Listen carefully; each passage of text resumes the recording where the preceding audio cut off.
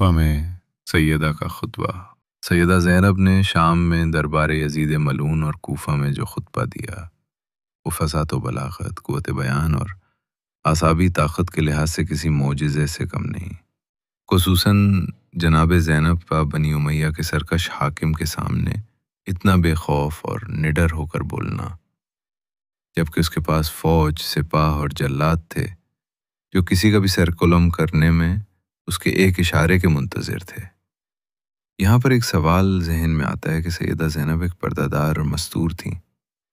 اور اس سے قبل انہوں نے مردوں کے اجتماع میں خطبہ بھی نہیں کیا تھا۔ ان کے لیے اس قسم کے اجتماع سے خطاب کرنا آسان نہیں تھا، تو بی بی نے امام زین العابدین کی موجودگی میں اتنے بڑے مجمع سے خطاب کیوں اور کیسے کیا، جبکہ امام وقت سید سجاد فن خطابت کو بی بی سے زیادہ بہتر جانتے تھے اور مردوں میں خطاب کرنے کے زیادہ مستحق و سزاوار تھے۔ شاید کہ اس کا جواب یہ ہو کہ حکمت و مصلحت کا یہی تقاضا تھا کہ امام زین العابدین اس تمام سفر میں خاموش رہیں۔ حالانکہ امام نے شام میں اموی مسجد میں یزید پلید کے سامنے جو خطبہ دیا، اسے ہزاروں نمازیوں نے سنا جو وہاں نماز پڑھنے آئے تھے۔ اگر امام زین العابدین اثناء سفر میں کوفہ اور دوسرے مقامات پر خطاب فرماتے تو شاید دوسرے مقام پر اس طرح خطاب نہ کر سکتے اور قیمتی لمحات ضائع ہو جاتے، اور وہ قیمتی وقت بنی امیہ کی جامع مسجد کے اتنے بڑے اجتماع میں تھا، اور امام اس بات سے بخوبی آگاہ تھے کہ سوائے امام کے آل رسول کا کوئی فرد باقی نہ بچا تھا۔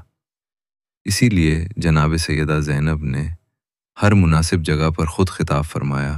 اور لوگوں کو جھنجھوڑ دیا۔ لیکن سیدہ زینب کے دیے ہوئے خطبات سے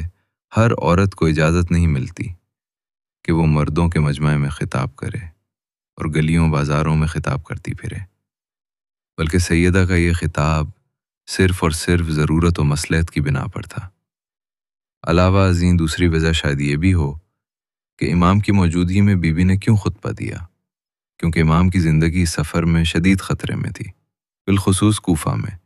کہ حاکم کوفہ قتل امام کا کئی مرتبہ حکم دے چکا تھا، لیکن مشیت ایزدی کے حصار کی وجہ سے امام اس کے شر سے محفوظ رہے تھے۔